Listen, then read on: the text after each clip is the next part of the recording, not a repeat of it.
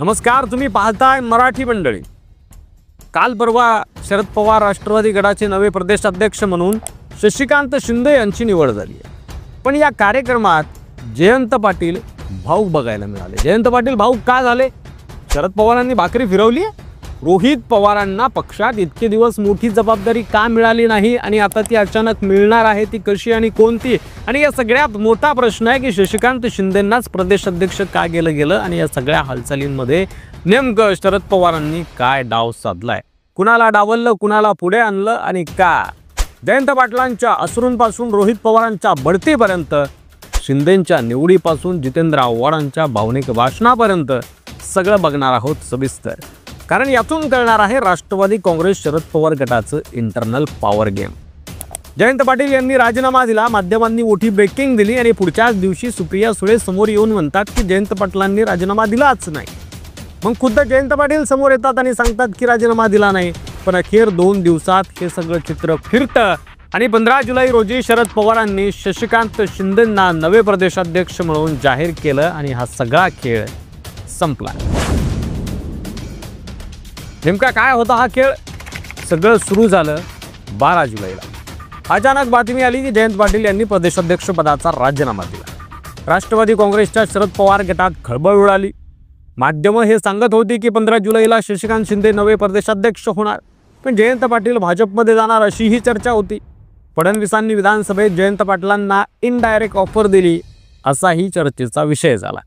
जयंत पाटील बांधकाम कामावर मंडळाच्या योजनांवर प्रश्न विचारत होते तेव्हा फडणवीस म्हणाले की मोदींच्या योजना तुम्हाला आवडू लागल्यात का? या एका वाक्याने चर्चेला वेगळं वळण मिळालं आणि जयंत पाटील भाजपात जाणार अशी चर्चा सुरू होती।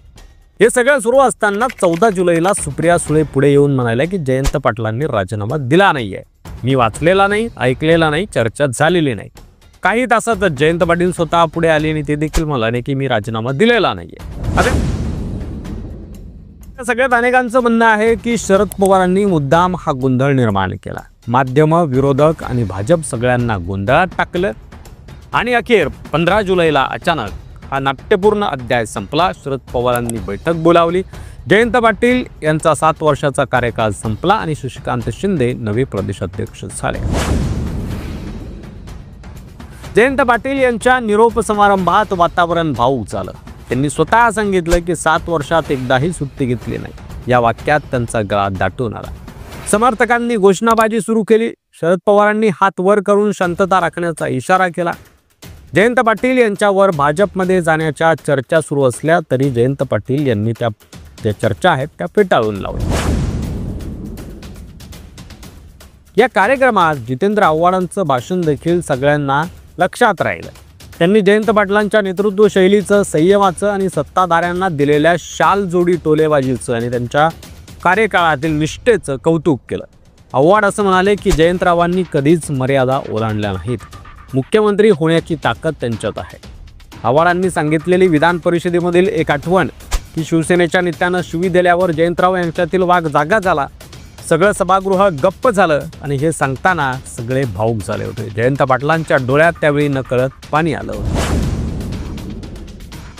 मग प्रश्न पडतो की एवढं सगळं करून शरद पवारांनी शशिकांत शिंदेंनाच का निवडलं? रोहित पवार, जितेंद्र आव्हाड, राजेश टोपे हे 3 दिग्गज नेते बाजूला का केले? तर शशिकांत शिंदे हे पश्चिम महाराष्ट्रातले आणि पश्चिम महाराष्ट्र म्हणजे राष्ट्रवादीचा बालेकिल्ला, म्हणजे सध्या मराठा आरक्षणाचा संघर्ष सुरू आहे आणि इतक्या फुटीमध्ये देखील पवारांशी ते प्रामाणिक राहिले। लोकसभा लढवली पवारांनी सांगितलं म्हणून। अजित पवार उपमुख्यमंत्री झाल्यानंतर अभिनंदन करणारे ते पहिले नेते होते। फुटीनंतरही नाते टिकवणारे नेते म्हणून त्यांनी त्यावेळी ओळख निर्माण केली आणि अशा नेत्याला पवारांनी आता जबाबदारी दिली आहे। पक्षाला एकत्र आणण्याचं मोठं आव्हान आता शिंदेंसमोर असणार आहे आणि शशिकांत शिंदे आता प्रदेशाध्यक्ष झाल्यामुळे रोहित पवार यांना देखील बढती मिळणार आहे, मोठी जबाबदारी त्यांच्यावर दिली जाणार आहे। शिंदे प्रदेशाध्यक्ष झाले आणि आता पक्षातील दुसरी मोठी चर्चा म्हणजे रोहित पवारांना पक्षाच्या मुख्य सचिव पदाची जबाबदारी मिळू शकते।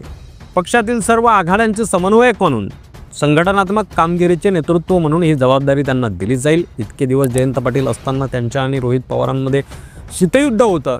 जयंत पाटील हटले, शिंदे आले आणि आता रोहित पवारांची बढती होण्याची शक्यता निर्माण झाली। आणि शरद पवारांनी हा सगळा डाव अत्यंत विचारपूर्वक खेळलाय. विरोधक गोंधळात होते, माध्यमं गोंधळलेली होती. जयंत पाटील भावनिक झाले, आव्हाडांनी त्यांना गौरवलं, शिंदेंना संधी दिली गेली आणि आता रोहित पवारांसाठी मैदान तयार केलं गेलं. मात्र हे सगळं सोपं नाही. फुटलेल्या पक्षाला पुन्हा उभं करायचं, कार्यकर्त्यांना जोडायचं, महायुतीच्या सरकारविरोधात संघर्ष करायचा, हे मोठं आव्हान शशिकांत शिंदे आणि राष्ट्रवादीच्या नेतृत्वासमोर उभं आहे. या संपूर्ण घटनाक्रमावर आणि नव्या नेतृत्वाबद्दल तुमचं मत, तुमची प्रतिक्रिया कमेंट बॉक्समध्ये लिहायला विसरू नका. मराठी मंडळीवर नवीन असाल तर सबस्क्राईब करा. धन्यवाद. जय महाराष्ट्र.